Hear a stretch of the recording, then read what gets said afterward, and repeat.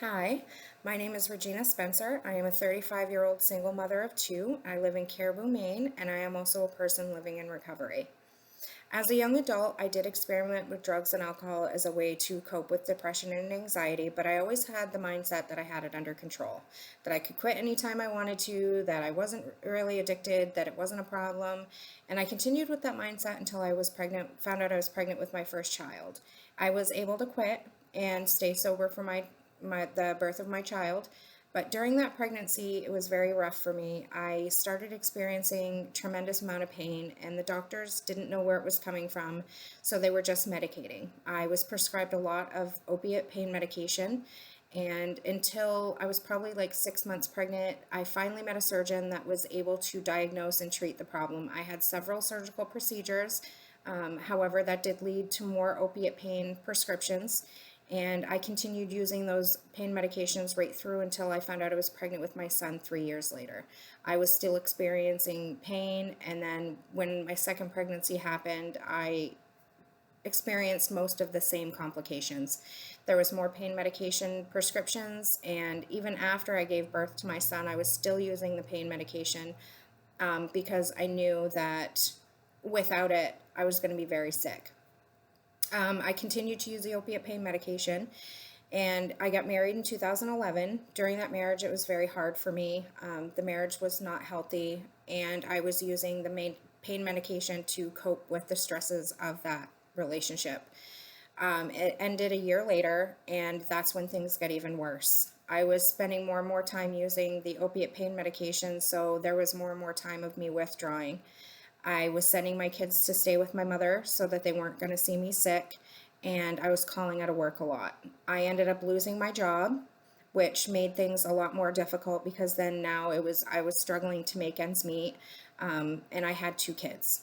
So at that time, a friend of mine introduced me to heroin as a cheaper way to not be sick. And that's how I justified it, really. I said, I'm just going to use this so that I'm not sick, so that I can function. I need to get a job.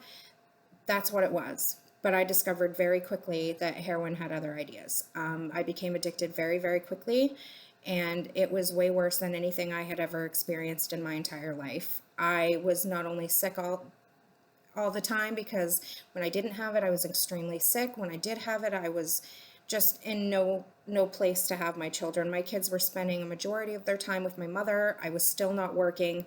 Things were just not good. I became very depressed. I started sitting up at night when I was sick and researching different ways that I could commit suicide. And my kids, I had already felt like I had let everybody down. So, what was the point? I couldn't look in the mirror. I hated the person that I'd become. I was so ashamed of myself. I was disgusted with myself. There was just so many different negative emotions, and I had no idea how to deal with it. I was afraid that if I told somebody or if I went to rehab, then everybody would need to know that I had a problem, and I just wasn't ready to face that yet. I ended up developing a very severe infection from IV drug use, and that was when I decided I needed to come clean with my sister.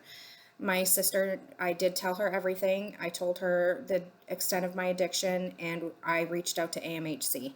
At that time, I was just begging for help, anybody to help me. That was going to be 6 years now in November.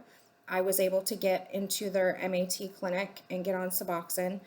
I am now working full time. Both of my kids are at home with me. I'm a very involved, very present parent. My kids have the best of me. I have the best of me. And all it took was reaching out, admitting that I needed the help. And there are so many people, the job that I'm doing now, I love it. I work with people in substance use recovery, and I do it because I want people to know that they're not alone, that there are other people out there that are struggling with much of the same thing.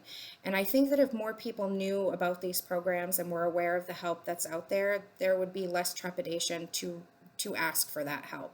So that's my story. That's what I do, and thank you for listening.